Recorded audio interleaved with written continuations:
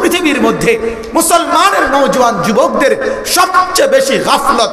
পৃথিবীর ইউরোপের কোনো মানুষ এত গাফেল না, গোটা পৃথিবীর কোনো মানুষ এত কাফের না, কোন কাফের মুশরিকরা এত গাফেল হয় না। আমার মুসলমানের নওজোয়ান যে পরিমাণ গাফেল, আত্মবুদ্ধি নাই, নিজের পরিচয় নাই, নিজের অনুভূতি নাই, নিজেকেই চেনে না, আখিরাত চেনে না, আল্লাহ চেনে না, পরকাল চেনে না, কবর চেনে না, হাসর চেনে না, মা চেনে না, বাপ চেনে না, সমাজ চেনে না, চেনে শুধু একটাই, mobile mobile mobile, Facebook, YouTube, শুধু ছবি আর ছবি, ছবি আর ছবি, ছবি আর ছবি। হায় নওজোয়ান, এক নওজোয়ান তুমি যদি সারা রাত এত উলঙ্গ ছবি দেখো, সারা দিন এত বেবিচারের দৃশ্য দেখো, তোমার জীবন তো শেষ হবে, তোমার যৌবন তো শেষ হবে, তুমি আগামী দিনে এগিয়ে যাবে কেমনে যুবক বলো? এত গাফেল মানুষ হয় কেমনে? কেন গাফেল হইবা মিয়া, কেন গাফেল হইবা? আল্লাহ বলেন তারাই কেবল মানুষ, তারাই কেবল বলেন মানুষ, তারাই পুরুষ, তারাই মানুষ যাদের ব্যবসা, যাদের বেচা কিনা, যাদের দুনিয়ার লেনদেন, যাদের সারাদিনের আয় রোজগার, যাদের সারাদিনের ব্যস্ততা, তাদেরকে আল্লাহর জিকির থেকে গাফেল করে না, 5 ওয়াক্ত নামাজ থেকে গাফেল করে না, যাকাত দিতে ভুলিয়ে যায় না, এবং হাসরের ময়দানে আখিরাতকে ভয় করবার কথা তারা সারাক্ষণ করতে থাকে। আল্লাহ বলেন জিকির থেকে যে গাফেল হয় না, নামাজ থেকে যে গাফেল হয় না, যাকাত থেকে যে গাফেল হয় না, আখিরাত থেকে যে গাফেল হয় না, তারাই কেবল মানুষ। কি তাহলে বাকিতে কি? বাকিরা কি? যারা জিকির থেকে গাফেল, যারা নামাজ থেকে গাফেল, যারা যাকাত থেকে গাফেল, যারা আখিরাতের ভয় থেকে গাফেল, তারা মানুষ না, মানুষ না। বানানেওয়ালা বলে মানুষ না, এটা বানানেওয়ালা বলে এটা চলে না, এটা চলে না। এটা যিনি লাগাইছে সে যদি বলে এটা চলে না, এটা যে কথা বলা যাবে না, এটা চলে না, এটা ডিস্টার্ব, তাইলে আপনি কি বলবেন? এরপরও লাগাও, কি বলবেন? ফেলে দে, এটা ফালতু, এটা ফেলে দে ডাস্টবিনে।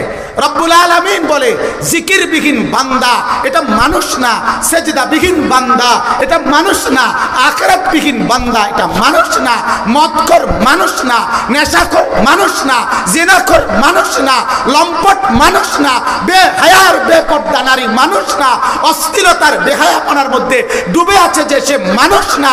তাইলে আল্লাহ যদি বলে এটা ফালতু, এটা ফেলে দে, ফেলে দে, ফেলে দে। কোরআনুল কারীমে আল্লাহ তাআলা বলছেন ফাস্তাবিকুল খায়রাত, তোমরা কল্যাণ অর্জনের জন্য প্রতিযোগিতা করো, নেকি অর্জনের জন্য প্রতিযোগিতা করো। আর প্রতিযোগিতা মানেই হলো অপরকে ডিঙ্গিয়ে নিজে এগিয়ে যাওয়ার চেষ্টা করা। কোরআনুল কারীমে আল্লাহ তাআলা বলছেন ওয়াফি যালিকা ফালিয়াতানাফাসিল মুতানাফিসুন, জান্নাতের নিয়ামত অর্জনের জন্য তোমাদের উচিত পরস্পরের মধ্যে প্রতিযোগিতা করা। তার মানে নেকি অর্জনের জন্যই প্রতিযোগিতা করা উচিত। সাহাবায়ে কেরাম সর্বদাই খুঁজতেন কিভাবে নেকি বাড়ানো যায়, এটাই ছিলেন ওনাদের মূল ফিকির, দিবারাত্রির মূল সাধনা। গরিব সাহাবী যারা যাকাত দিতে পারত না, দান সদকা করতে পারত না সম্পদের অভাবে, তারা আল্লাহ রাসূল সাল্লাল্লাহু আলাইহি সাল্লামের কাছে গিয়ে বললেন যে আমাদের মধ্য থেকে যে সমস্ত সাহাবী সম্পদওয়ালা, ওনারা যাকাত দেয়, দান সদকা করে, ওনারা যুদ্ধের ময়দানে ঘোড়া উট দিয়ে অংশগ্রহণ করে, আমরা তো সম্পদ না থাকার কারণে ইয়া রাসূলুল্লাহ এগুলো থেকে পিছিয়ে গেলাম, আমরা তো এই নেকিগুলো অর্জন করতে পারছি না, আমরা তো পিছনে পড়ে যাচ্ছি। তাহলে এই যে আফসোস, ওনাদের নেকির কমে যাচ্ছে এই কারণে নবীজি সাল্লাল্লাহু আলাইহি সাল্লাম তাদেরকে বললেন যে তোমরা 5 ওয়াক্ত নামাজের পরে 33 বার সুবহানাল্লাহ, 33 বার আলহামদুলিল্লাহ, 34 বার আল্লাহু আকবার পড়বে, তো আল্লাহ তাআলা তোমাদেরকে ধনী সাহাবীদের সম্পদ ব্যয় করে যে নেকিগুলো অর্জন করে সেগুলোর সমপরিমাণ সওয়াব দান করবে। তো এই সাহাবীরা এবার এই আমল করা শুরু করছে। কিছুদিন পরে আল্লাহর নবী সাল্লাল্লাহু আলাইহি সাল্লাম জিজ্ঞেস করলেন ওনাদেরকে, এই গরিবদেরকে, আর কোনো সমস্যা আসেনি, এখন আর কোনো আপত্তি আসেনি? বলছে হ্যাঁ ইয়া রাসূলুল্লাহ, এখনো আপত্তি আছে, সমস্যা এখন আরেকটা হয়েছে। যে কি হয়েছে সমস্যা? ওই যে ধনী সাহাবীরা আমাদের থেকে শুই না, এখন এরাও এগুলা পড়ে, এই তাসবিহ এগুলা ওরাও পড়া শুরু করছে, এখন কি করে? তা আল্লাহর নবী সাল্লাল্লাহু আলাইহি সাল্লাম বললেন, হাসি দিয়ে, মুচকি হাসি দিয়ে বললেন, যালিকা ফাদলুল্লাহি ইউতিহি মান ইয়াশা। আরে দেখো, এটা তো আল্লাহ তাআলার দয়া, অনুগ্রহ, আল্লাহ যাকে চান তাকে দিয়ে থাকেন, এই ক্ষেত্রে তো আর বাধা দেওয়ার কোনো সুযোগ নাই। এ কথা বলার কি সুযোগ আছে যে এই যে আপনি যাকাত দিছেন আপনি আর সুবহানাল্লাহ পড়বেন না? এটা বলার সিস্টেম আছে? এটা তো আর বাধা দেওয়া যাবে না। তার মানে সাহাবায়ে কেরাম চাইতেন নেকির জন্য, নেকি বাড়াবার জন্য সর্বোচ্চ ফিকির করতেন ওনারা। হযরতে ওমর রাদিয়াল্লাহু তাআলা আনহু, যাকে আল্লাহর নবী সাল্লাল্লাহু আলাইহি সাল্লাম বলছেন ওমর ফিল জান্নাহ, ওমর জান্নাতি, বলছেন কিনা? সেই তিনি মাঝে মাঝে হযরত আবু বকর সিদ্দিক রাদিয়াল্লাহু তাআলা আনহুকে বলতেন, আবু বকর, গারে সৌরের মধ্যে হিজরতের সময় তুমি যে নবী সাল্লাল্লাহু আলাইহি সাল্লামের সাথে 3 রাত গুহার মধ্যে ছিলা, ওই 3 রাতের নেকি আমারে দিয়ে দাও, বিনিময়ে আমি ওমর আমার পুরা জিন্দেগীর নেকি তোমারে দিয়ে দেব, আমার পুরাটা তুমি নিয়ে নাও, আমাকে বিনিময়ে ওই 3 রাতের নেকিটা দাও।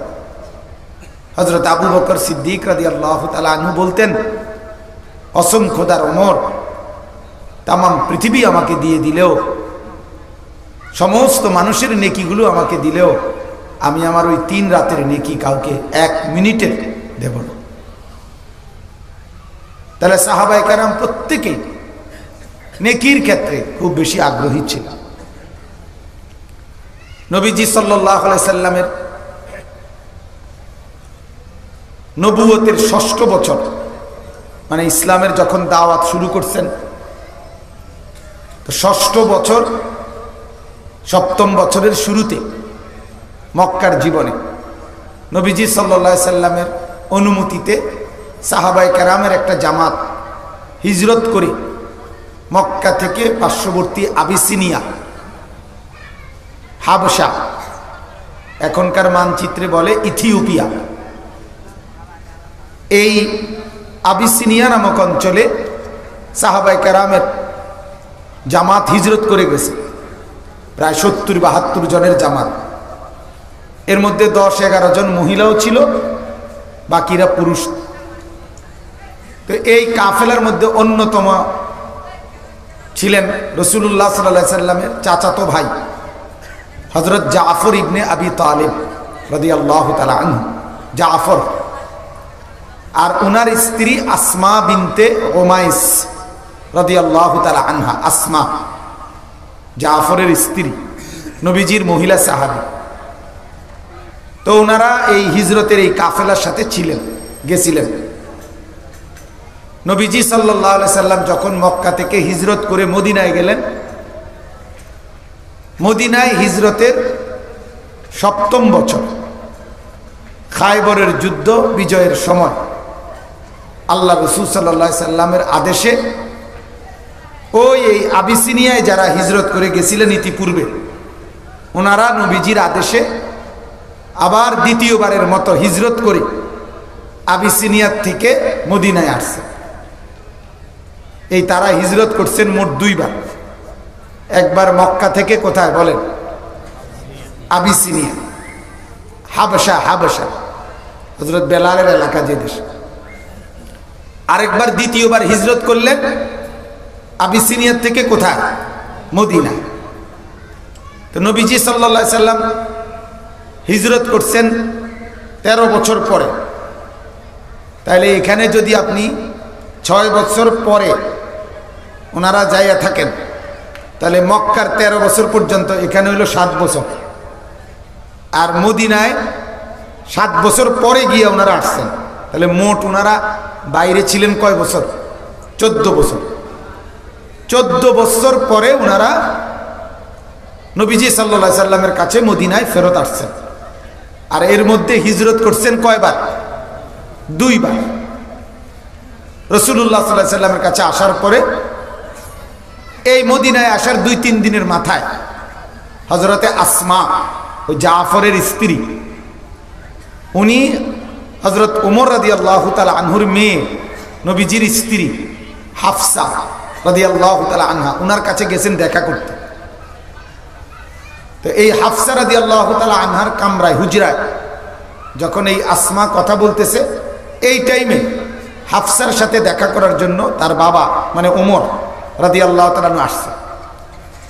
তো ওমরের আওয়াজ শুনেই হযরতে আসমা পর্দার আড়ালে চলে গেছে। ওমর রাদিয়াল্লাহু তাআলা আনহু ভিতরে ঢুকে বললেন যে কে, কার সাথে কথা বলতেছিলাম? তো হাফসা রাদিয়াল্লাহু তাআলা আনহা বলেন আসমা বিনতে উমাইসের সাথে, জাফরের স্ত্রী। এই তখনই ওমর রাদিয়াল্লাহু তাআলা আনহু বললেন ওই আসমাকে, পর্দার ওই পাশে তো উনি, ওনারে বললেন আসমা, তোমরা ও আবিসিনিয়ার থেকে যে হিজরত করে আসছো তোমরা না, তবে শোনো আসমা, যত দূরের থেকেই আসো না কেন হিজরত করে, হিজরতের নেকি, হিজরতের সওয়াব আমাদের বেশি। এই কথাটা বলছে ওমর। কেন? যেহেতু আমরা নবীজি সাল্লাল্লাহু আলাইহি সাল্লামের সাথে হিজরত করছি। এই কথাটা বলে ওই মহিলাকে বলছে আর কি, যে ওমর বলতেছে আসমা, হিজরতের নেকি আমাদের বেশি। এইটা বলতে দেরি, সাথে সাথে হযরতে আসমা ওই পর্দার আড়াল থেকে সাথে সাথে বলছে ওমর থামো, কি বললা? তোমার নেকি বেশি না? কিভাবে তোমার নেকি বেশি হয়? তুমি হিজরত করলা 1 বার, আমি হিজরত করলাম 2 বার, নেকি তোমার বেশি হয় কেন? দ্বিতীয়ত 14টি বছর আমি নবীকে দেখি নাই, সম্পূর্ণ অপরিচিত ভিন জায়গায় ছিলাম, সেখানে আমি সারাক্ষণ নিরাপত্তার অভাবে আতঙ্কিত ছিলাম। আমরা রাসূলুল্লাহ সাল্লাল্লাহু আলাইহি সাল্লামকে 14টি বছর দেখি নাই, অথচ তোমরা মক্কায় থাকাকালীন এবং মদিনায় যাওয়ার পরও নবীজি সাল্লাল্লাহু আলাইহি সাল্লামকে তো অহরহ সকাল সন্ধ্যায় দেখছো। আরে আল্লাহর নবী সাল্লাল্লাহু আলাইহি সাল্লামকে দেখে জগতের সব দুঃখই তো আর দুঃখ থাকে না। নবীর চেহারা মোবারকের দিকে তাকাইলেই তো সব কষ্ট ভুলে যায়, তোমরা আবার কষ্ট কি? মানে ওই মহিলা যুক্তি দিতেছে, কষ্টের দিক থেকেও তো তোমাকে কষ্ট কম, আবার হিজরতের পরিমাণের দিক থেকেও তো তোমরা কম, তো তোমার নেকি বেশি হয় কেন? তখন এই উনি বলতেছেন কসম খোদা, আমি ততক্ষণ পর্যন্ত পরবর্তী ঢোক পানি আর খাবো না যতক্ষণ নবীজি সাল্লাল্লাহু আলাইহি সাল্লামের কাছে গিয়ে এই ফয়সালা করে না আসমু যে নেকি কার বেশি। এটার বুঝ লইয়া লইয়া গে, এটার বুঝ করে নেই, এরপরে পানি খামু। এই কথা বলে তিনি আল্লাহ রাসূল সাল্লাল্লাহু আলাইহি সাল্লাম নবীজির দরবারে গিয়ে বলছি, ইয়া রাসূলুল্লাহ, বলেন আপনি নেকি কার বেশি বলেন। ওমর বলতেছে তাদের নাকি বেশি নেকি। পুরা ঘটনা শুনে আল্লাহ রাসূল মুচকি হাসি দিয়ে বললেন, আসমা বলো কি, একবারের হিজরতে যদি যতটুকু সওয়াব হয় 2 বার করলে কি তার চাইতে বেশি হবে না? এটা কি আবার বলতে হয়? অবশ্যই তোমাদের হিজরতের সওয়াব ডবল। সুবহানাল্লাহ। এইটা বলতেই হযরতে আসমা আবার আয়েশা হযরত ওমরের কাছে বলছে, ওমর যাও যাও, বুঝ যাও, যাও নবীজির কাছে জিঙ্গাও কার নেকি বেশি। নেকি আল্লাহ রাসূল সাল্লাল্লাহু আলাইহি সাল্লাম বলছে আমাদের বেশি, আমাদের দ্বিগুণ হিজরতের সওয়াব, তোমার না। এই হাদিসের মধ্যে আছে এই 70-72 জন সাহাবী যারা ওই হিজরত করে আবিসিনিয়া থেকে আসছিলেন, ওনারা বলতেন পরবর্তীতে যে আল্লাহ রাসূল সাল্লাল্লাহু আলাইহি ওয়াসাল্লামের জবানে আমাদের হিজরতের সওয়াব বেশি। এই কথাটা শুনছি যে সময় আমরা, আমাদের কাছে মনে হয়েছে আমাদের জীবনের সবচেয়ে খুশি আর সুখের দিন ছিল ওইটা। এবং হাদিসে কথা আছে যে এই সাহাবীরা প্রায় সময় মাঝে মাঝে গিয়া এই আসমা রাদিয়াল্লাহু তাআলা আনহা ওনার কাছে গিয়ে জিজ্ঞেস করতেন, বলতেন, আসমা ওই কথাটা আবার কতদূর কও না, যে আমরা যে নেকি বেশি নবী কেমনে কইছে এটা কতদূর কওছে। মানে এটা শুনে মজা পাইতেন ওনারা, যে নেকি আমাদের বেশি। আল্লাহু আকবার। আমার বাপ, আমার বলার উদ্দেশ্য এই কথাটাই, সাহাবায়ে কেরামের ফিকির ছিল নেকি বাড়ানো। ঈমানওয়ালাদের ফিকির থাকা চাই নেকি বাড়ানো, নেকির পথে এগিয়ে যাওয়া। অল্প হায়াতে, সংক্ষিপ্ত এই জিন্দিগিতে চেষ্টা করা উচিত নেকি বাড়ানোর। কি বলেন, এটা উচিত না? আমাদের হায়াত একদম কম। আমরা নূহ আলাইহিস সালামের জামানার মানুষ না, আমরা পূর্ববর্তী নবীর উম্মতের আমলের মানুষ না, যারা 400 বছর হায়াত পাইছে, 500 বছর হায়াত পাইছে। এক ছোট্ট হায়াত নিয়ে আমরা আছি, অথচ শ্রেষ্ঠত্বের দিক থেকে আমাদের মর্যাদা বেশি। অতএব আমাদেরকে নেকি অর্জনের জন্য খুব চেষ্টা করা উচিত। এই জন্য এই যারা দাঁড়ায় আছেন তারাও মনে রাখেন, নেকির দিক থেকে বসা লোকদের চাইতে আপনারা পিছায় আছেন। এখানেও আপনারা একটু হলেও পিছায় আছেন অবশ্যই। এজন্য মেহেরবানি করে যাদের কোনো কাজ নাই তারা অনুগ্রহপূর্বক ভেতরে আইসা বসেন। 10 মিনিট শুনলে 10 মিনিটেই শুনেন, 10 মিনিটেই শুনেন। 5 মিনিট শুনলে 5 মিনিটেই শুনেন। আল্লাহর কথা শুনবার নির্দিষ্ট কোনো পরিমাণ নাই যে 2 ঘন্টার কম শুনলে কবিরা গুনাহ বা সগীরা গুনাহ, এমন কিছু আছে বলেন না। এক কথা ওয়াজ হইতে পারে। আল্লাহ রাসূল সাল্লাল্লাহু আলাইহি ওয়াসাল্লামের কাছে সাহাবী এসে বললেন, আইজিনি ওয়া আউজিস, হে আল্লাহর নবী আমাকে একটু ওয়াজ করেন, তবে কম বলিয়েন। সাহাবী নিজেই বলছে, কম করে বলিয়েন। আল্লাহর নবী সাল্লাল্লাহু আলাইহি ওয়াসাল্লাম বললেন, লা তাগদাব, রাগ করো না, রাগ করিও না। এই শেষ ওয়াজ। ওই সাহাবী এবার বললেন, ফারাদ্দাদা মিরারান, এই সাহাবী এবার আবার বললেন, ইয়া রাসূলুল্লাহ, আহারে সংক্ষেপ করতে যে কইছি এত সংক্ষিপ্ত না, এটা দেখার বেশি সংক্ষেপ হয়ে গেছে এবার। মানে এক শব্দ আর কয় না, ওয়াজে দূর করছে। কি রাগ করো না, লা তাগদাব, শেষ ওয়াজ শেষ। এখন উনি বারবার বলতেছে, ইয়া রাসূলুল্লাহ আটটু কর না। আল্লাহর নবী কেবলই বলে লা তাগদাব, রাগ করো না। উনি আবার বলে আরেকটু বলেন না, নবীজি এটাই বলে। উনি বুঝছেন আজকে আর ওয়াজ আগাইতো না, ওয়াজের দূরে আছে। তাহলে কি বোঝা গেল? এক শব্দ কি হইতে পারে? ওয়াজ হইতে পারে। এজন্য এটা খেয়াল করা, নেকির ক্ষেত্রে এগিয়ে থাকা 1 নম্বর কথা। 2 নম্বর, যিনি যতটুকু শুনবেন অতটুকুই দ্বীনের উসুল আদব রক্ষা করে শোনা। আর আল্লাহর কথা শুনবার আদব ফাখলানা আলাইকা। কেন আল্লাহ তাআলা তাফসীরে কথা স্পষ্ট আছে। রব্বুল আলামিন কেন মূসা নবীকে ওই তুর পাহাড়ের ওই জায়গায় যাওয়ার পরে আল্লাহ তাআলা কেন আগে বললেন ফাখলানা আলাইকা, মূসা তোমার জুতা খুলে ফেলো। ইন্নাকা বিল ওয়াদিল মুকদ্দাসি তুয়া, তুমি একটি পবিত্র জায়গায় আছো। এই পবিত্র জায়গা হোক না কিসে, জুতা খুলতে হবে কেন? জুতা খুলতে বললো কেন?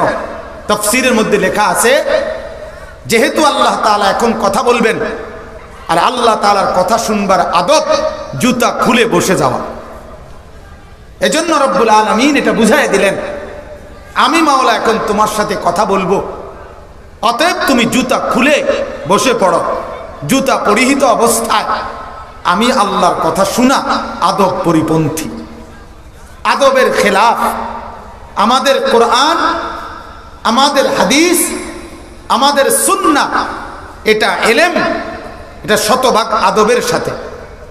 আমাদের কওমি মাদ্রাসার বৈশিষ্ট্য, কওমি মাদ্রাসা শুধু ইলম শিখায় না, কওমি মাদ্রাসা ইলম ও আদব উভয়টা শিখায়। কওমি মাদ্রাসা বাচ্চার পড়ার দিকে যেমন খেয়াল রাখে, কওমি মাদ্রাসা বাচ্চার পেশাব পায়খানার দিকেও খেয়াল রাখে। কওমি মাদ্রাসা বাচ্চার দাঁড়ানো, বসা, আহার, নিদ্রা, ঘুম সব কিছুর দিকে খেয়াল রাখে। আমাদের 6 বছরের বাচ্চা নুরানির দাঁড়িয়ে প্রস্রাব করে না, অন্যত্র 18 বছরের বেটা নিজ প্রতিষ্ঠানের বাউন্ডারি ওয়ালের মধ্যে দাঁড়াইয়া পেশাব করে। এটা আমাদের বৈশিষ্ট্য, এটা আমাদের পার্থক্য, এটা আমাদের পার্থক্য। কওমি মাদ্রাসা এই উসুলের উপরে চলে। আল্লাহর নবী সাল্লাল্লাহু আলাইহি সাল্লাম বলেছেন, আল্লামানি রব্বি ফা আহসানা তালিমি। নবীজি বলেন, আল্লাহ আমাকে ইলম শিখাইছে, সর্বশ্রেষ্ঠ ইলম। তাহলে নবীজি যে ইলম শিখছেন আল্লাহ থেকে, সেটা নবীজি বলছেন শ্রেষ্ঠ ইলম। ওয়া আদাবানি রব্বি ফা আহসানা তাদিবি, একই হাদিস। আল্লাহর নবী বলেন, এবং আল্লাহ আমাকে আদব শিখিয়েছেন, সর্বোত্তম আদব। তার মানে শুধু ইলম শিখায় ছেড়ে দেন নাই, সাথে সাথে কি শিখাইছেন বলেন? আদব শিখাইছে, আদব শিখাইছে। অন্ধ সাহাবী আসছে, আর কাফের মুশরিকদের নেতৃবৃন্দ আসছে। নবীজি একটু খেয়াল করছেন যে কাফেরের এই নেতৃবৃন্দকে একটু বুঝাই, অন্ধ সাহাবীরে একটু পরে বলি। আল্লাহ তাআলা শিখায় দিছে না দোস্ত, সিস্টেম হয় নাই। সিস্টেম কি হয় নাই? আবাসা ওয়া তাওয়াল্লা আন জাআহুল আমা। এই লোকটা অন্ধ বলে চেহারা ফিরায় নিলেন, কেন মনোযোগ দিলেন না তার প্রতি? আপনি কি জানেন অন্ধ লোকটা আপনার ইমানদার সাহাবী, সে আপনি যা বলতেন তার উপরে আমল করবে। আর এই কাফের মুশরিকের নেতৃবৃন্দগুলো, এরা ঈমান আনে না না আনে তার কোনো নিশ্চয়তা আপনার কাছে নাই, আছে কোনো? অতএব আল্লাহ তাআলা সিস্টেম শিখায় দিয়েছেন। কাল্লা, খুদ রাসূলকে বলতেছেন, আল্লাহু আকবার, কাল্লা, সাবধান, ইন্নাহা তাযকিরা, এটা কিন্তু উপদেশ দিয়ে দিলাম, এমন যেন আর কখনো না হয়। তাহলে আদব কে শিখাইছেন? হ্যাঁ, এভাবে আল্লাহ তাআলা প্রত্যেকটা জায়গায় নবীজি সাল্লাল্লাহু আলাইহি সাল্লামকে দ্বীন শেখাইছে। নূহ আলাইহিস সালাম বলছে, আল্লাহ ওই যে ছেলেটা ডুবে যায়, ইন্না ইবনি মিন আহলি, কেনান এটা ডুবে যাচ্ছে, আমার ছেলে। আল্লাহ আল্লাহ তাআলা বলছেন, এই কথা হয় নাই। নূহ এটা কি বললা? ইয়া নূহ, হে নূহ, ইন্নাহু লাইসা মিন আহলিক, না না, নাফরমান তোমার সন্তান নয়, বেঈমান তোমার সন্তান নয়। ইন্নাহু আমালুন গায়রু সালিহ, এটা বেআমল সন্তান, বেআমল আর বদআমল ঈমানদারের সন্তান হয় না। নাউজুবিল্লাহ। তাইলে আল্লাহ তাআলা পাই পাই নবীদেরকে আদব শিখাইছেন। কি শিখাইছেন বলেন? এজন্য দোস্ত, এটা জরুরি বিষয়। দ্বীন আমাদের, আমরা আলহামদুলিল্লাহ কওমি মাদ্রাসার এই বৈশিষ্ট্য নিয়ে চলি। আমরা এটা বুঝি যে যিনি যত বেশি আদবের সাথে কোরআন এবং সুন্নাহর কথা শুনবেন, দ্বীনের কথা শুনবেন, আল্লাহ তাআলা তাকে তত বেশি রহমত আর বরকত নাযিল করবেন। ওয়া ইযা কুরিআল কুরআনু ফাসতামিউ লাহু ওয়া আনসিতু লাআল্লাকুম তুরহামুন। এই যে আল্লাহ বলেন, আমার বান্দারা, আমার কোরআন যখন পড়া হয়, ফাসতামিউ লাহু, তোমরা মনোযোগ দিয়ে শুনবে, ওয়া আনসিতু, এবং একদম চুপ থাকবে। এই দুইটা আমল যদি তোমাদের মধ্যে পাওয়া যায়, দুইটা আদব, একটা হলো মনোযোগ দিয়ে শুনবা, আরেকটা হলো চুপ থাকবা। আল্লাহ বলেন লাআল্লাকুম তুরহামুন, সাথে সাথে তোমাদের উপরে আমি আল্লাহর পক্ষ থেকে রহমত বর্ষিত হবে। এজন্য ইনশাআল্লাহ আমি শুরুতে আপনাদের কাছে এতক্ষণ ধরে এই কথাটাই বুঝাইতে চেষ্টা করলাম। দুইটা কথা। এক নাম্বার হলো নেকি অর্জনের জন্য এগিয়ে থাকার চেষ্টা করা, ঠিক কিনা? মনে আছে কিনা? নবীজি সাল্লাল্লাহু আলাইহি সাল্লাম বলেন, আমার উম্মত যদি প্রথম কাতারে বসলে কি পরিমাণ নেকি হয় বুঝতা, তাহলে লটারি দিয়ে হইলেও বসার চেষ্টা করতাম। যদি বুঝতা প্রথম কাতারে কি পরিমাণ নেকি হয়, তাইলে বাচ্চাদের মতো কনুই এবং হাঁটুর মধ্যে ভর দিয়া হইলেও, হামাগুড়ি দিয়ে হলেও সামনে আগায় যাওয়ার চেষ্টা করতাম। তার মানে নেকির ক্ষেত্রে তুমি কেবলই চেষ্টা করবা কেমনে আগাইবা, কেমনে আগাবা। মসজিদে জুম্মার দিন আল্লাহ রাসূল সাল্লাল্লাহু আলাইহি ওয়াসাল্লাম বললেন, প্রথম যিনি মসজিদে ঢোকে শুক্রবার জুমার দিন, তাকে আল্লাহ তাআলা একটি কুরবানি, উট কুরবানি করার সওয়াব দান করে। ওয়ামান রাহা ফিস সাআতি সানিয়া, দ্বিতীয় নম্বরে যে লোকটা ঢোকে, হতে পারে 1 মিনিট পরে ঢুকছে, কয় মিনিট, 1 মিনিটের ব্যবধানে আল্লাহর নবী বলেন ফাকান্নামা কাররাবা কাবশান, সে যেন আল্লাহর রাস্তায় একটি বকরি, ছাগল কুরবানি করার সওয়াব পেল। এখন আপনি দেখেন 1 মিনিটের ব্যবধানে নেকিটা কই নেমে আইল। প্রথম নেকি ছিল উট, দ্বিতীয় নেকি কই নেমে আসছে, কথা বলেন না, ছাগল। উট আর ছাগল বরাবর, সাইজে বরাবর, দামে বরাবর। একটা উটের দাম যদি ন্যূনতম 2 লক্ষ টাকা হয়, তাহলে একটা ছাগলের দাম হবে 10,000 টাকা। তাহলে কি বোঝা গেল, 1 মিনিটে জাগাত 1,90,000 টাকা নাই। 1 মিনিটে লস কত, কথা কয় না, বলেন না কত, 1,90,000 টাকা লস 1 মিনিটে। দুনিয়াতে যদি এরকম 1 মিনিটে কারো 1,90,000 টাকা লস হইতো, শিক্ষাইরা হাসপাতাল কইরা আইসিইউতে নেওয়া লাগতো তার, ঠিক কিনা বলে, আরো 3 লাখ টাকা খরচ হইতো। যে কি সমস্যা কিছে, 3 লাখ টাকা কেন খরচ গেল, কয় যে 1,90,000 টাকার দুঃখে। তাইলে বুঝা গেল মাত্র 1 মিনিটের ব্যবধানে নেকির তফাত হয়ে যায়। 3 নম্বরে যে লোকটা ঢুকে, আল্লাহ রাসূল বলে মুরগি আল্লাহর রাস্তায় দান করার সওয়াব পেল। আইসা বলল 200 টাকার ভিতরে। 2 লাখের থেকে আইলাইছে 10,000, 10,000 টাকা এখন কমে আসছে কত, 200 টাকা। আর যদি সাদা ঠ্যাংওয়ালা হয় তা আরো কম, ফার্মের মুরগি হলে তো আরো কম। এরপরে 4 নম্বরে যিনি ঢোকে, আল্লাহ রাসূল বলেন ফাকান্নামা কাররাবা বাইদাতান, সে যেন আল্লাহর রাস্তায় একটি ডিম দান করার সওয়াব পেল। আইসা বলল 10 টাকা। তাহলে মিনিটে মিনিটে দাম কই কমে যায়। এজন্য ইনশাআল্লাহ নেকির ক্ষেত্রে প্রতিটা কোন আল্লাহ ওয়ালার মজলিসে, উলামায়ে কেরামের মজলিসে, মসজিদে, মাহফিলে, দ্বীনি কাজে যেখানেই নেক কাজ করার সুযোগ হয় সেখানেই এগিয়ে থাকার চেষ্টা করা, ঠিক আছে না ইনশাআল্লাহ। আল্লাহ কোরআন এটাই চেয়েছেন, ওয়াসারিউ ইলা মাগফিরাতিম মির রাব্বিকুম, আমার বান্দা আমি মাগফিরাত নিয়ে বসে আছি, দৌড়াও, হাইটা আইসো না, দৌড়ে আসো, দৌড়ে আসো, দৌড়ে আসো, আমি মাগফিরাত নিয়ে বসে আছি।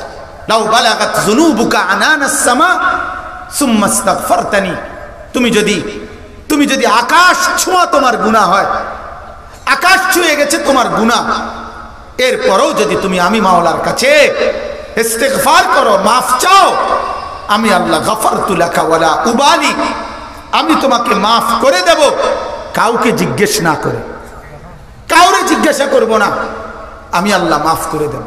ইয়া ইবনা আদম লাউ আন্নাকা আতাইতানি বিকিরাবিল আরদি খাতায়া সুম্মা ইস্তাগফারতানি লা তুশরিকু বি শাইআন লা আতাইতুকা বিকিরাবিহা মাগফিরা।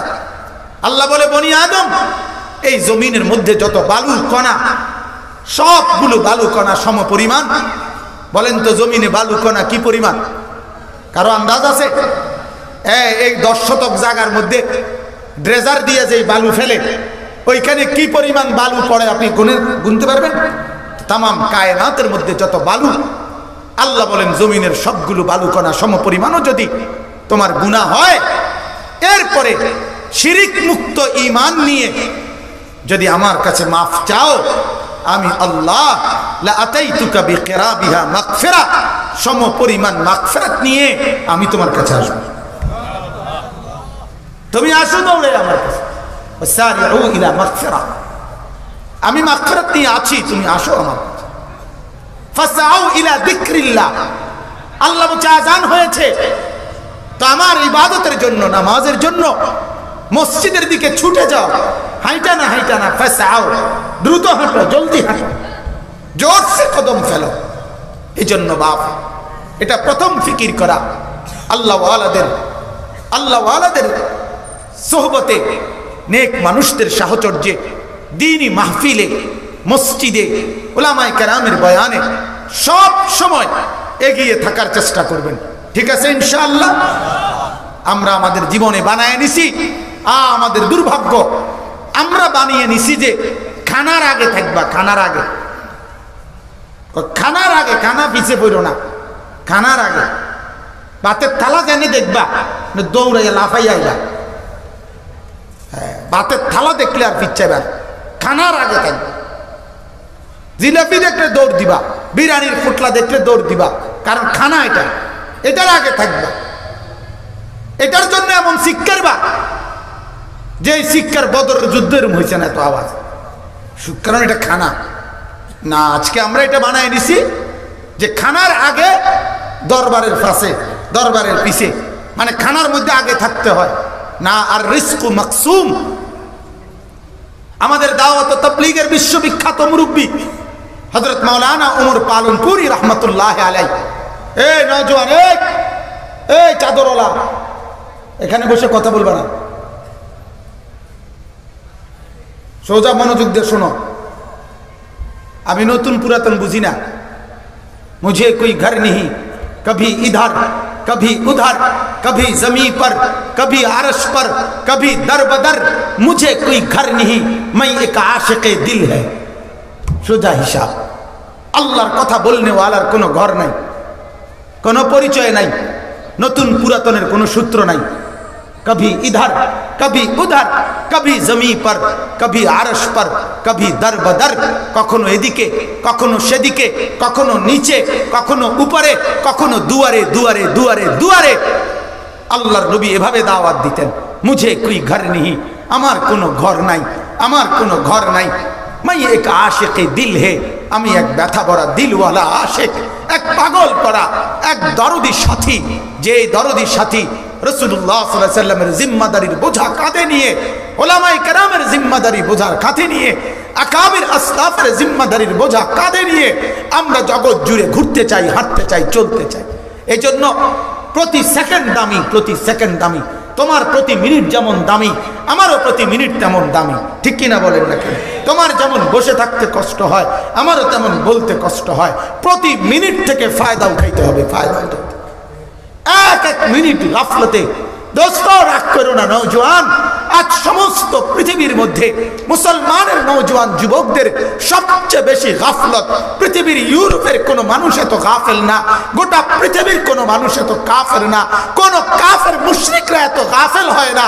আমার মুসলমানের নওজোয়ান যে পরিমাণ গাফেল, ওরা আত্মবুলব্ধি নাই, নিজের পরিচয় নাই, নিজের অনুভূতি নাই, নিজেকেই চেনে না, আখিরাত চেনে না, আল্লাহ চেনে না, পরকাল চেনে না, কবর চেনে না, হাসর চেনে না, মা চেনে না, বাপ চেনে না, সমাজ চেনে না, চেনে শুধু একটাই, mobile mobile mobile, Facebook, YouTube, শুধু ছবি আর ছবি, ছবি আর ছবি, ছবি আর ছবি।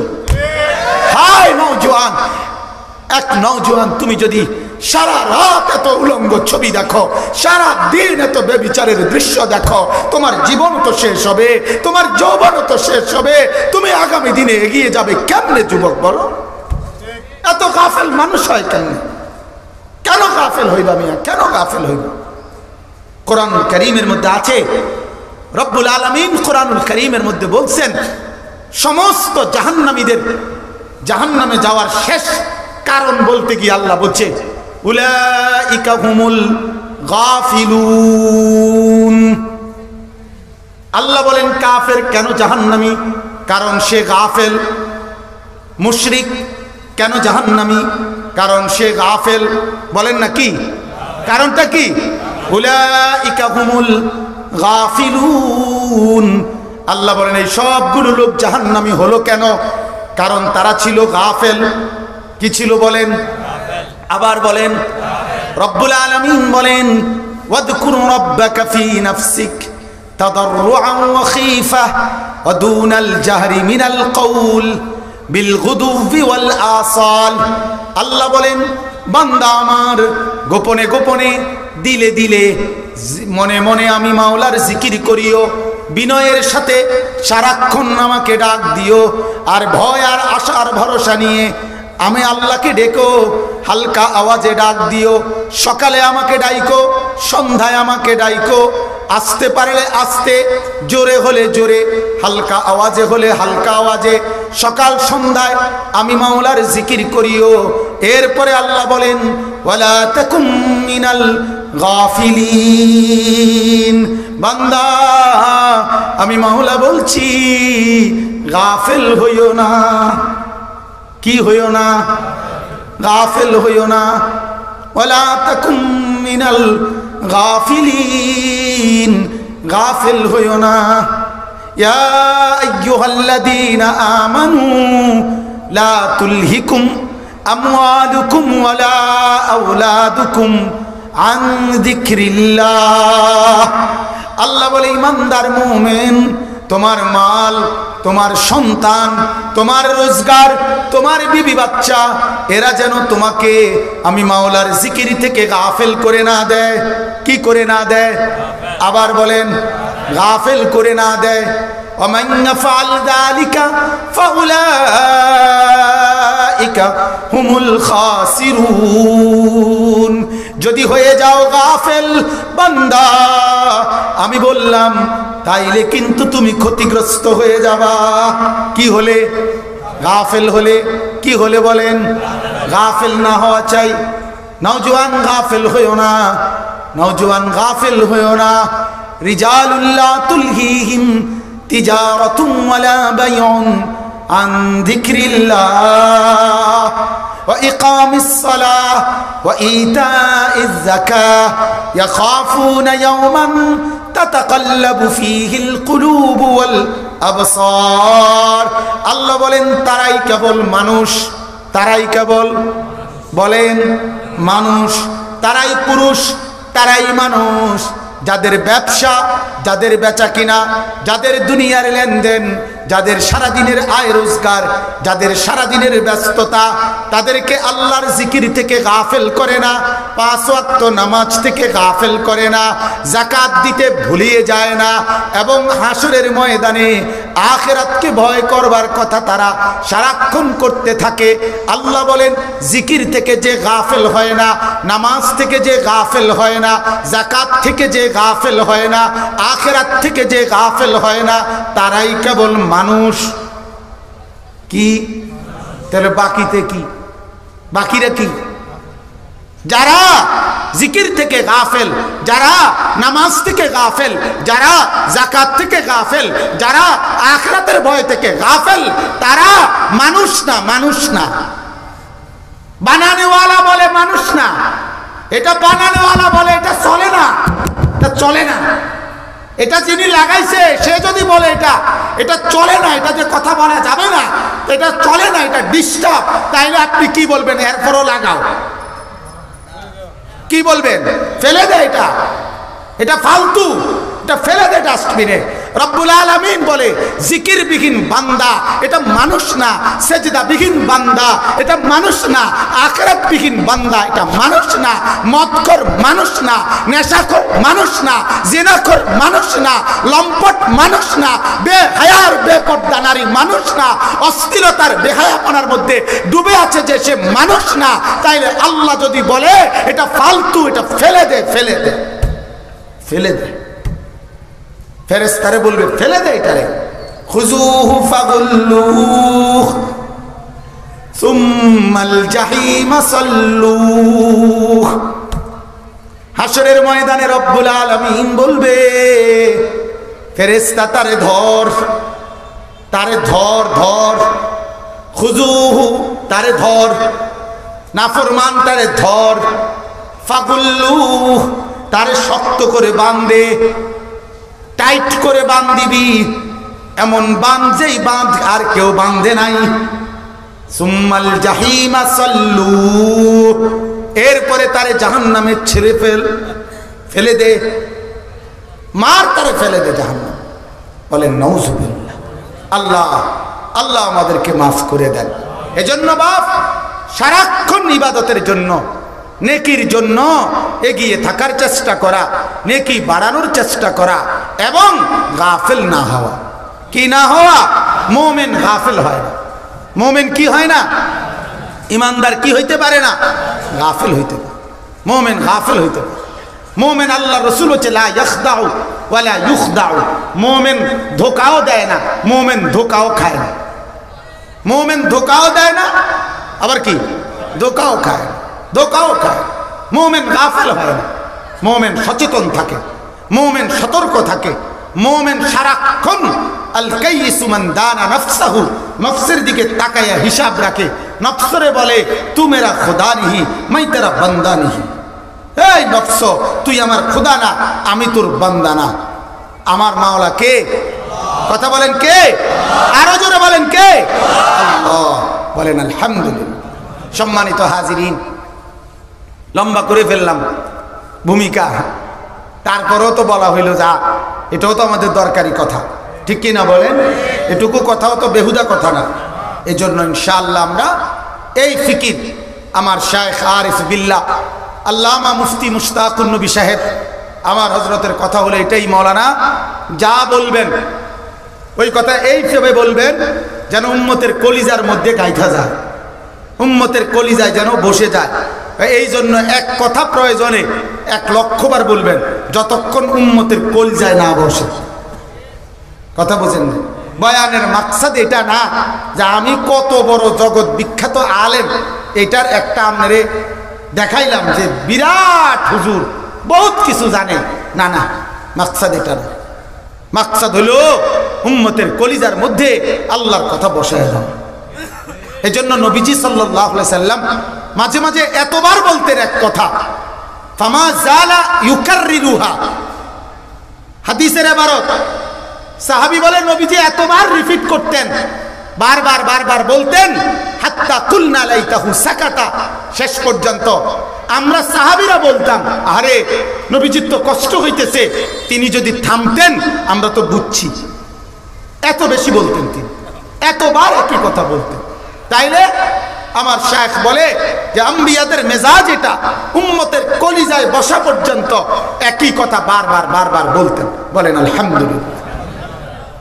সম্মানিত হাজিরিন, এবার চলেন আমি যেই সূরা পড়ছি এই সূরার উপরে কিছু আলোচনা। আল্লাহ তাআলা আমাদেরকে তৌফিক দান করেন, বলেন আমিন। কোরআনুল কারীমের 30 নম্বর পারা, কোরআনুল কারীমের 95 নম্বর সূরা। এই সূরাটির নাম সূরা 3। এই সূরায় 8টি আয়াত। এই 8টি আয়াত সূরা 3, 30 নম্বর পারা, 95 নম্বর সূরা আমি আপনাদের সম্মুখে তেলাওয়াত করেছি। আর অল্পটুকু সময়ের মধ্যে এই আয়াতগুলোর উপরে সামনে রেখে সামান্য কিছু কথা পেশ করতে চাই। আল্লাহ তাআলা আমাদেরকে তৌফিক দান করেন, বলেন আমিন। বিসমিল্লাহির রহমানির রহিম। আল্লাহ তাআলা বলতেছেন, প্রথম এই সূরার 3টি আয়াতে, প্রথম মোট আয়াত হলো 8টা। কয়টা বলেন?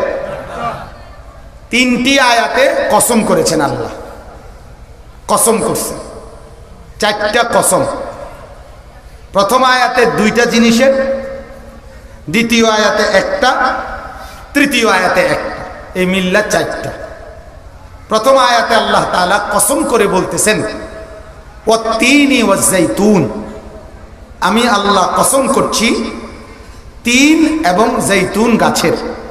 তিনও একটি ফলের গাছ, জৈতুন একটি তেলওয়ালা, তেল হয় এরকম একটি ফলের গাছ।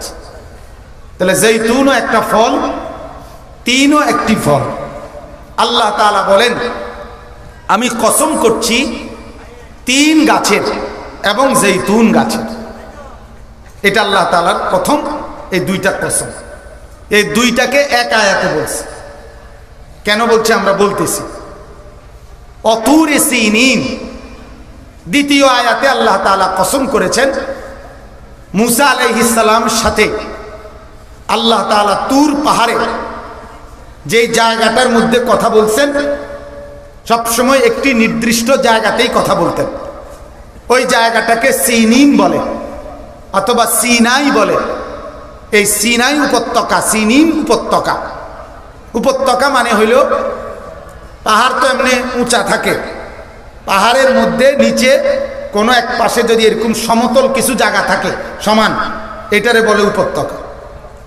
তো আল্লাহ তাআলা বলেন মুসা আলাইহিস সালামের সাথে তুর পাহাড়ে যে সিনাই উপত্যকায় আমি আল্লাহ কথা বলছি, ওই জায়গাটার কসম। তাহলে তুর পাহাড়ে অবস্থিত সিনাই উপত্যকার কসম করছি। কয়টা হইল কসম? তিনটা। 4 নম্বর, তৃতীয় আয়াত, ওয়াহাদাল বালাদিল আমিন। আল্লাহ তাআলা বলেন এবং আমি আল্লাহ কসম করছি এই নিরাপদ নগরী, মানে মক্কা নগরী যেখানে আপনি আছেন নবী, এই আপনার এই নিরাপদ পবিত্র নগরী মক্কা নগরী, এই মক্কা নগরীর কসম করছি। এই কয়টা হলো কসম? এ আগে এই কদ্দুর কথা আগে বোঝেন। আল্লাহ পাক রব্বুল আলামিন এখানে প্রথম আয়াতে তিন এবং জৈতুন, তিন মানে আঞ্জির অথবা স্বাভাবিকভাবে আমাদের বাংলায় বলে ডুমুর ফল। ডুমুর আমাদের দেশে ডুমুর এটা তেমন কোনো কাজে লাগে না, ছোট ছোট এক ধরনের গাছে হয়। এগুলো আমাদের দেশে কোনো ব্যবহারের উপযোগী কোনো ফল না, কোনো কাজেই লাগে না। কিন্তু শাম অঞ্চলে, আরবের পার্শ্ববর্তী শাম দেশ, ওই অঞ্চলের সবচেয়ে উৎকৃষ্ট দামি গাছ এই তিন গাছ। ডুমুর ফল আমাদের দেশে কোনো কাজে লাগে না, এগুলো ছোট ছোট হয়।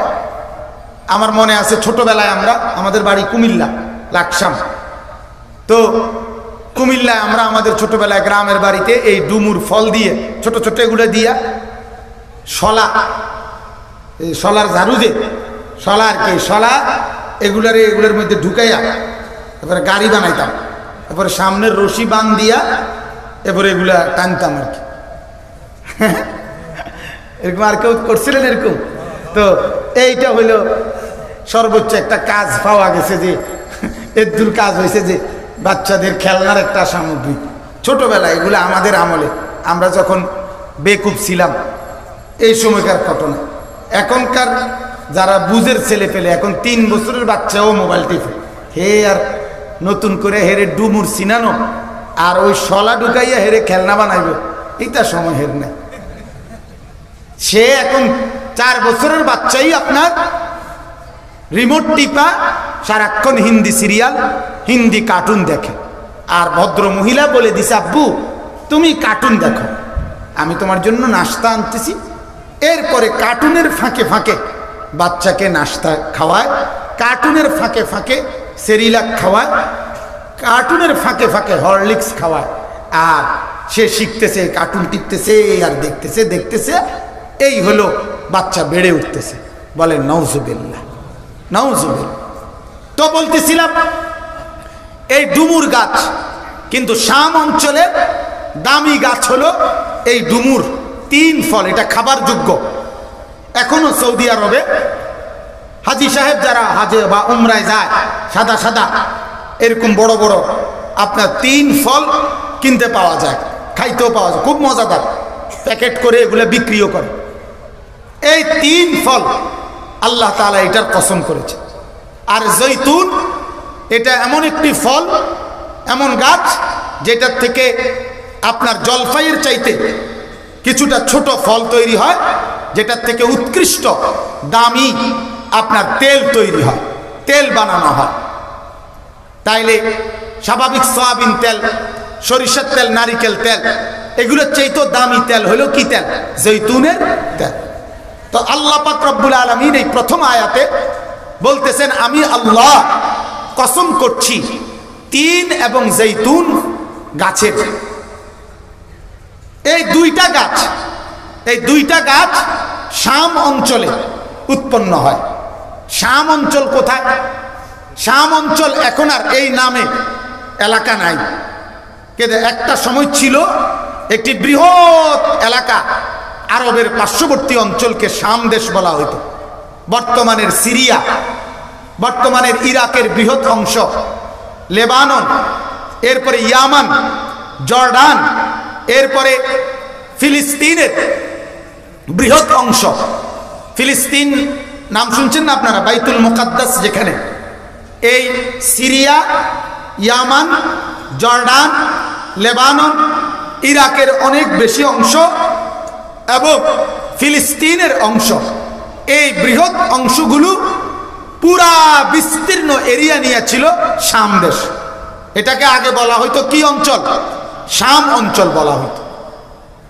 এই অঞ্চলে সবচেয়ে দামি উৎকৃষ্ট দুইটা গাছ, ওই অঞ্চলের মানুষের প্রধান উৎপন্নজাত গাছ হলো এই দুইটা, তিন এবং জৈতুন।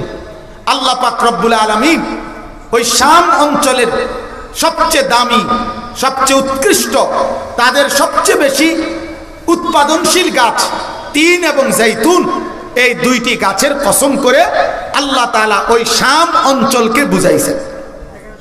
কোন অঞ্চলকে বুঝাইছেন বলেন? লাইট না থাকুক, এতক্ষণ দেখছেন না হুজুর? কথা বলেন না কেন? এ লাইট আইলেও দেখবেন এই রুমে, কথা বলেন না কেন? এই আগে যে রুম দেখছেন এই জাতের হুজুর, তো আর অসুবিধা কি? একটা বুঝতে হয়েছে কি কালারের হুজুর, তাহলে আর কি?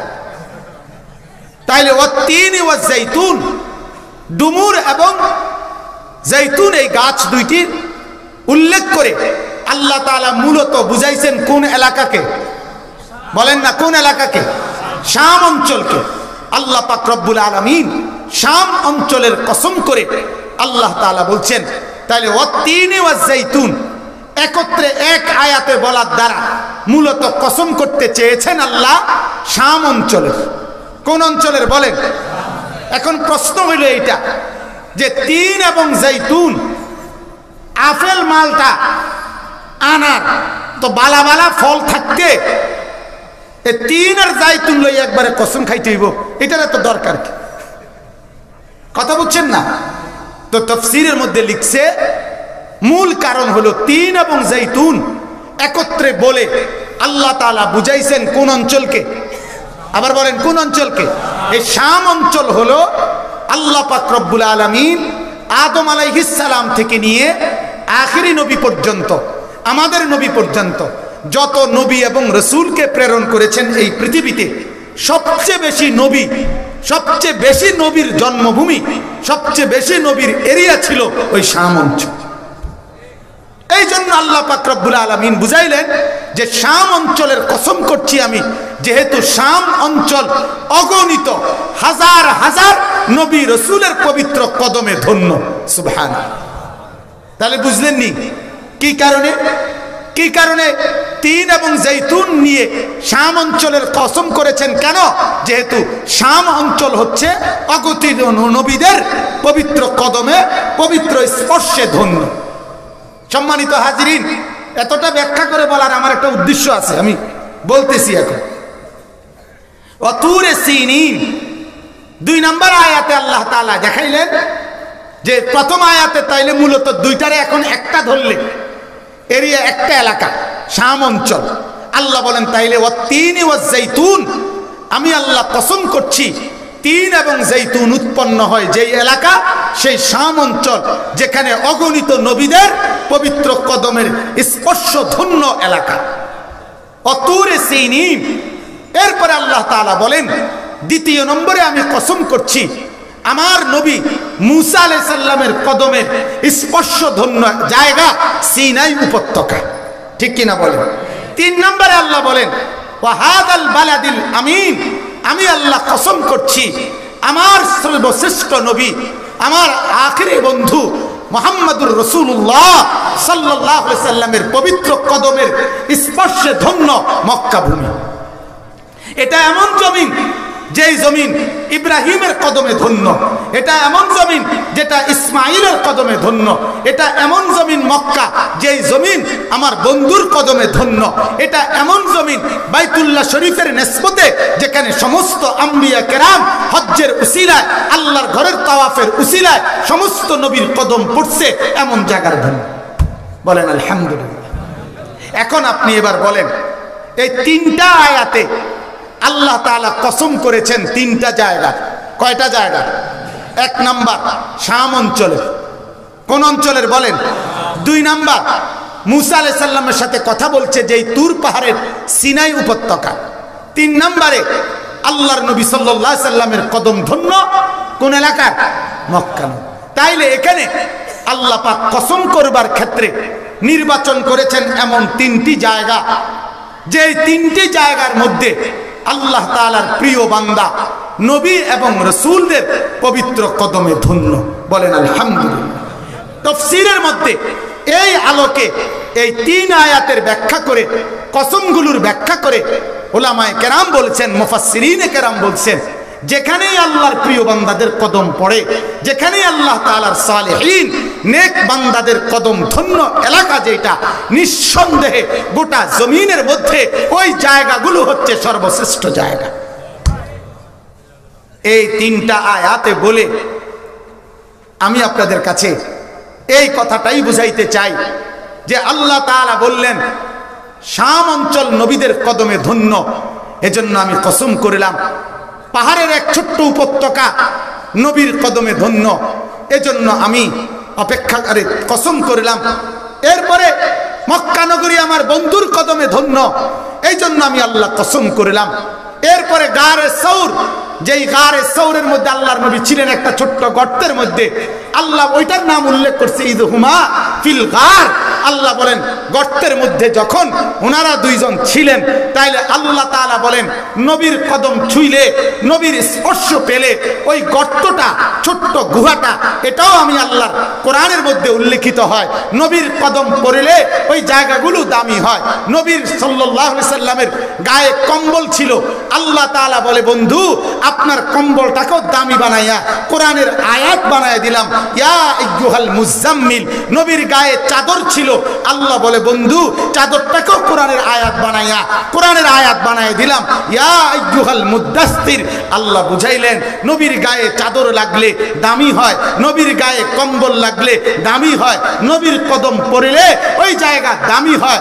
আউলিয়া আল্লাহর প্রিয় বান্দার কদম যেখানেই পড়ে, যেখানেই ছোঁয়া পড়ে, ওই জায়গা দামি হয়। কসম খোদার, এই জন্য আমরা স্পষ্ট বলতে পারি এই কথাটা আপনাদেরকে।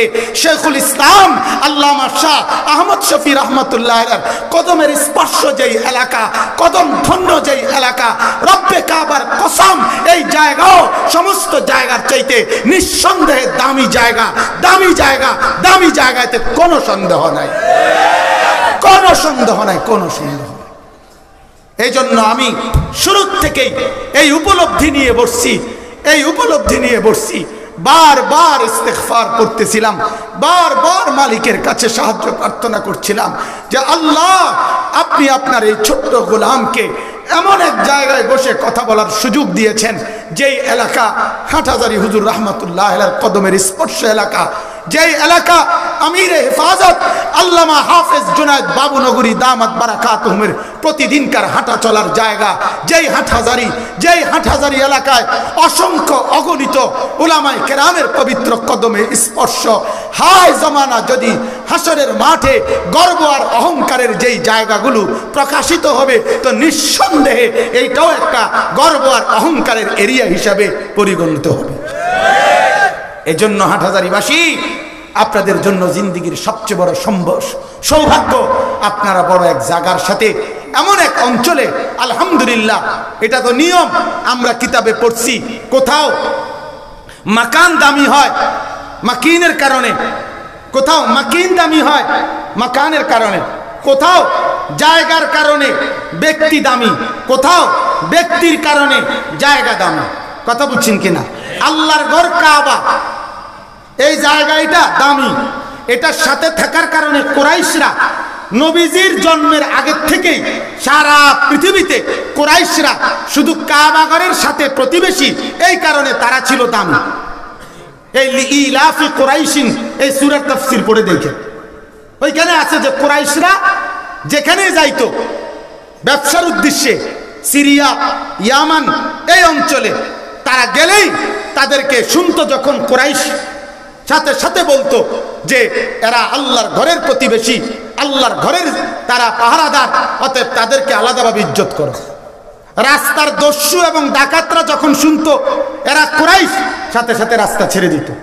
এটাই আল্লাহ বলছে আল্লাযী আতআমাহুম মিন জু'। কুরাইশরা, এখন আমি মাওলার ঈমান আনো না, আমি রবের ইবাদত করো না, অথচ আমার নাম বেচেই তো, আমার ঘরের নাম বেচেই তো তোমরা ঠিক মতো ক্ষুধার অবস্থায় খাবার খাইতেছ। ওয়া আমানাহুম মিন খাউফ, আমার ঘরের নাম বেচেই তো তোমরা সমস্ত বিপদ আপদ থেকে নিরাপত্তা পাচ্ছ। ঠিক কিনা বলেন? তাইলে এখানে জায়গার কারণে মানুষগুলো দামি, ঠিক কিনা বলেন? আর মদিনা, ইয়াসরিব, যে আল্লাহ রসুল হিজরত করে গেলেন, এটা একটা অনুল্লেখযোগ্য জায়গা ছিল। এখানে সারা বছর জ্বর হইতো, জ্বর মানুষের। উল্লেখযোগ্য কিচ্ছু ছিল না মদিনার মধ্যে আগে। যখনই আল্লাহ রসুল সাল্লাল্লাহু আলাইহি ওয়াসাল্লাম কদম ফেললেন, ব্যক্তির কারণে এবার জায়গাটা কি হয়ে গেছে? দামি হয়ে গেছে, দামি হয়ে গেছে। অতএব এখানে এটাই বুঝার, বাইতুল্লাহর কারণে কুরাইশরা দামি, আর রাসূলুল্লাহ সাল্লাল্লাহু আলাইহি ওয়াসাল্লামের কদমের কারণে ইয়াসরিব, মদিনা দামি। ঠিক আলহামদুলিল্লাহ, এই হাটহাজারী মাদ্রাসা উলামায়ে কেরামের পবিত্র কদমের স্পর্শে, আল্লাহওয়ালা বুজুর্গদের কদমের স্পর্শে আলহামদুলিল্লাহ আপনারা সব দামি, বলেন আলহামদুলিল্লাহ। আপনারা সব ধন্য, বলেন আলহামদুলিল্লাহ। আল্লাহ তাআলা এটা বুঝাই দিলেন, ওয়াত-তিনি ওয়াজ-যাইতুন ওয়া তুরি সিনিন ওয়া হাদাল বালাদিল আমিন। আমি আল্লাহ কসম করেছি অসংখ্য নবীর কদমে ধন্য শামের, আমি কসম করেছি সিনাই উপত্যকার তুর পাহাড়ের মুসার কদমে ধন্য, আমি কসম করেছি নিরাপদ নগরী মক্কার, যেহেতু রাসূলুল্লাহ সাল্লাল্লাহু আলাইহি ওয়াসাল্লামের কদম, ইব্রাহিমের কদম, ইসমাঈলের কদমে ধন্য, বলেন আলহামদুলিল্লাহ। এখান থেকে আরেকটা কথা জরুরি, তাফসীরের মধ্যে আছে যে এই কথার থেকে এটা বোঝা যায় যে একজন ঈমানদার মুমিনের উচিত আল্লাহওয়ালাদের কদম স্পর্শ যেই জায়গা, নেককার ফরহেজগার মানুষ থাকে যেখানে, কোনো ঈমানদারের উচিত তাদের সাথেই বসতি গড়তে চেষ্টা করা। কথা বুঝেন নাই? আপনার বাড়ি, আপনার ভাড়া বাসা, আপনার চলাফেরা, এই সবটা এমন মানুষ, এমন এরিয়ার লগে মিলানো দরকার যেখানে আল্লাহওয়ালারা থাকে, যেখানে দ্বীনি মসজিদ মাদ্রাসা, দ্বীনি খেদমতের ইন্তজাম থাকে, এর সাথে আপনার মিলানো দরকার। আমরা আরবিতে বলে উতলুবিল জার কাবলাদ দার, ঘর বানাইবার আগে আগে প্রতিবেশী দেখো কার লগে থাকবা। চারতলার একটা ফ্ল্যাটে ভদ্রলোক সব প্রত্যেক ইউনিটে থাকে, 8টা ইউনিট, চারতলা একটা বিল্ডিংয়ে মনে করেন আপনি থাকেন একটি ইউনিটে, 7টা ইউনিটের মানুষগুলো রাত 2টা পর্যন্ত টেলিভিশনে নর্তকীর নাচ দেখে, টেলিভিশন দেখে, আর সকাল 9টা পর্যন্ত ঘুমায়, ফজরের নামাজ পড়ে না একটা লোকও। আল্লাহর কসম, এই ফ্ল্যাটে আপনি ইমানদারের অবস্থান নিরাপদ না।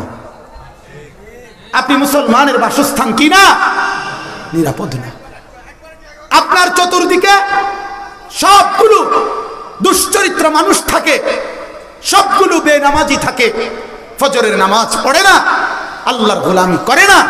আল্লাহর কসম, এইখানে একজন ইমানদার থাকা নিরাপদ না, নিরাপদ না। এটা একটা মজার ঘটনা শুনেন, ছোট্ট ঘটনা, কিতাবে আছে।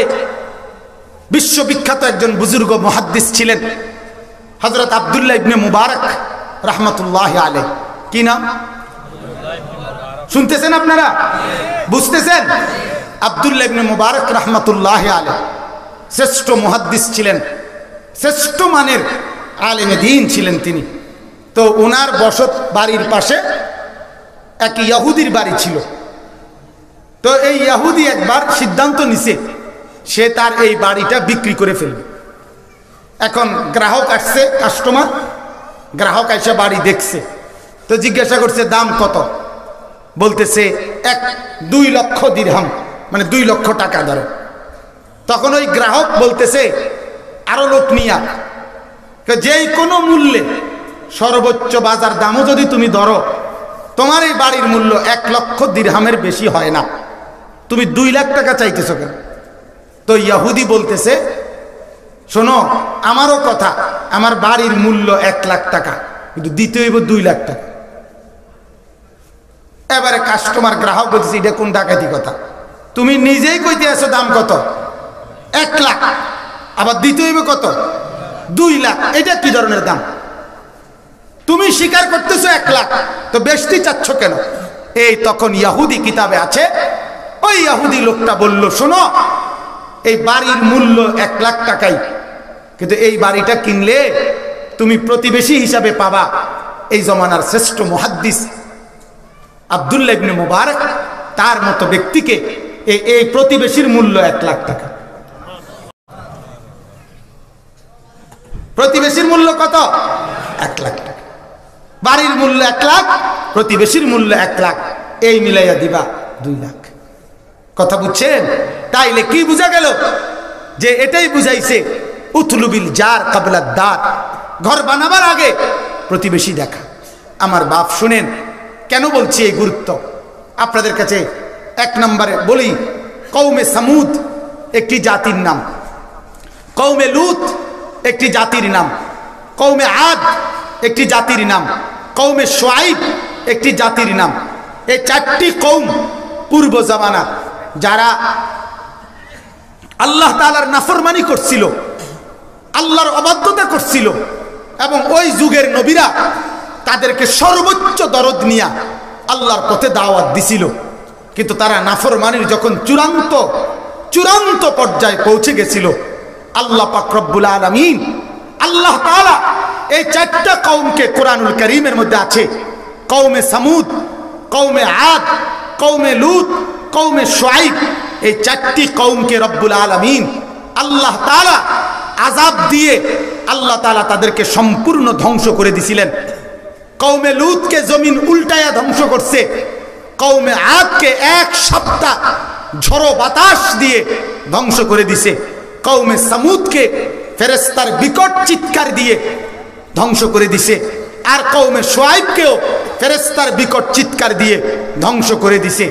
কোরআনুল কারীমের মধ্যে আছে, এই 4টা কওমকে যখন আল্লাহ তাআলা ধ্বংস করে, ধ্বংস করার টাইমটা ছিল ফজরের নামাজের টাইম। কোন নামাজের টাইম? কোন নামাজের টাইম বলেন? হ্যাঁ, এজন্য কসম খোদার, ফজরের নামাজের টাইম হলো পরিবর্তনের টাইম।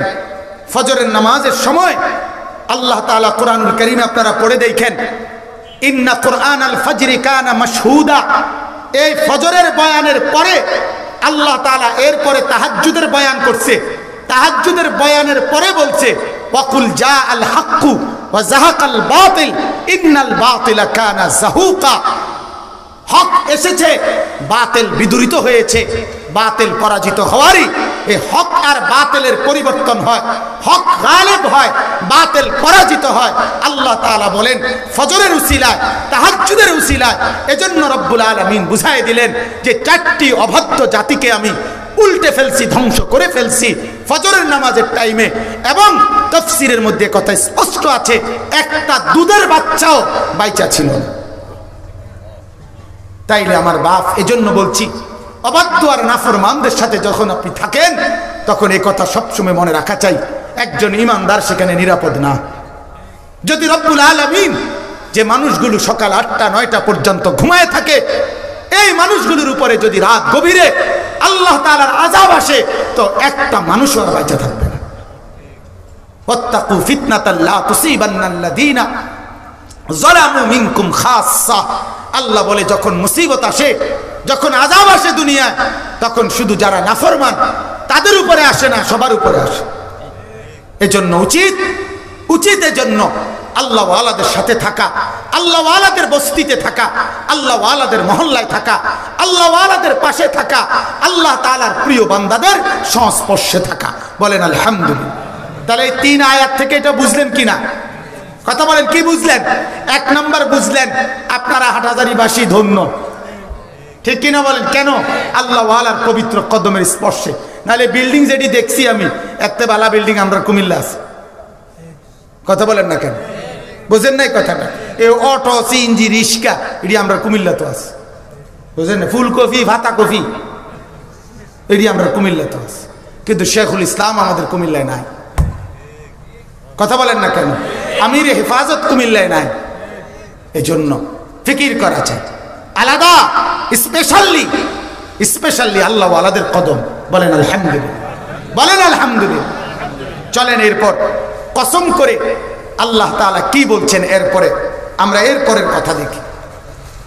আল্লাহ রাব্বুল আলামিন বলছেন ওয়াত্তিনি ওয়াজ-যাইতুন ওয়া তুরি সিনিন ওয়া হাদাল বালাদিল আমিন। রব্বুল আলামিন বলেন আমি কসম করছি তিন এবং জৈতুন ফলের সমৃদ্ধ এলাকা শাম দেশের, ওয়া তুরি সিনিন আমি কসম করেছি মূসা নবীর সাথে কথা বলেছি যে সিনাই সেই উপত্যকা তুর পাহাড়ে যা অবস্থিত, ওয়া হাদাল বালাদিল আমিন। রব্বুল আলামিন বলে আমি কসম করছি নিরাপদ নগরী, আমার বন্ধুর কদমের স্পর্শ মক্কা নগরীর। আমার বাবারা, চারটা কসম কিংবা তিনটা কসম আল্লাহ তাআলা উল্লেখ করে একটা গুরুত্বপূর্ণ কথা আমাদেরকে বলছেন, লাকাদ খালাকনাল ইনসানা ফি আহসানি তাকওয়িম। আল্লাহ বলে বান্দা আমি কসম করে বলছি, আমি কসম করে বলছি, একবার না দুইবার না চারবার কসম করে বলছি। আল্লাহ বলেন বান্দা তুমি আমি আল্লাহর একটা কথা শুধু শোনো, এই যে আসমান এটার ডিজাইন আমি করেছি, এই যে জমিন এটার ডিজাইন আমি করেছি, এই যে চন্দ্র এটার ডিজাইন আমি করেছি, এই যে সূর্য এটার ডিজাইন আমি করেছি, সাপ আর বিচ্ছু এটার ডিজাইন আমি করেছি, কুকুর আর বিড়াল এটার ড্রয়িং আমি করেছি, পাহাড় আর নদী এর ড্রয়িং আমি করেছি। রব্বুল আলামিন বলে বান্দা শুনো, কায়নাতের এই জাররা জাররা বিন্দু বিন্দু চতুর্দিকে তুমি যা দেখো অথবা দেখো নাই, সব কিছুর ড্রয়িং সব কিছুর ডিজাইন আমি আল্লাহ আমি করেছি। কিন্তু বান্দা শুনো, আমি রব্বুল আলামিন সব ডিজাইন করার পরে আমি আল্লাহ সব ডিজাইনকে এক পাশে রেখে, সবগুলো ড্রয়িংকে এক পাশে রেখে আমি আল্লাহ আলাদাভাবে এক টানা 9 মাস লাগিয়ে আমি আল্লাহ তোমার মায়ের পেটে আমি আল্লাহ তোমার ড্রয়িং করেছি, আমি সাজিয়েছি। আমি লাকাদ খালাকনাল ইনসানা ফি আহসানি তাকওয়িম, কায়নাত তো আমি সাজিয়েছি। কিন্তু আল্লাহ বলেন তুমি মানুষকে আমি আল্লাহ সবচেয়ে সুন্দর ড্রয়িংয়ে সবচেয়ে সুন্দর আকৃতিতে আমি আল্লাহ সাজিয়েছি। এ কথাটা আল্লাহ কসম করে বলছেন। কিভাবে বলছেন? কথা বলেন, কিভাবে বলছেন? কসম করে। আমার বাপ এবার ইনসাফের সাথে একটা কথা বলেন। আল্লাহ তাআলা বলে বান্দা কায়নাত সবটা আমার হাতে আঁকা। কার হাতে আঁকা? কিন্তু তোমাকে আঁকছি আমি আলাদা করে, সবচেয়ে সুন্দর করে, সব আমি আঁকছি। এবার আমি কসম করে বলছি তোমাকে আমি আলাদাভাবে বানাইছি। তোমার নাক এখানে আমি লাগাইছি, তোমার কান এখানে আমি লাগাইছি, তোমার চোখ এখানে আমি সেটিং দিছি, তোমার হাত এভাবে আমি সেটিং দিছি, তোমার পাও আমি সেটিং দিছি। কে দিছে বলেন? কে দিছে? আল্লাহ তাআলা বলেন তোমার মাকে জিজ্ঞেস করি নাই, তোমার বাপকে জিজ্ঞেস করি নাই, জগতের কাউরে কোনোদিন বলি নাই, আমি একাই এই ড্রয়িং আঁকছি, আমি আমার মতো করে সাজাইছি। এরপরে আল্লাহ বলেন বান্দা তুমি জানো আমি কে? আমি 1 সেকেন্ডে সব করতে পারি। আমি যদি বলি কুন ফায়াকুন, আমি কুন বললেই হয়ে যায়। কাফ নুন পেশ কুন। আল্লাহ রসুল বলে কাফ নুন পেশ কুন এটাও বলতে হয় না, বাইনাল কাফে ওয়ান নুন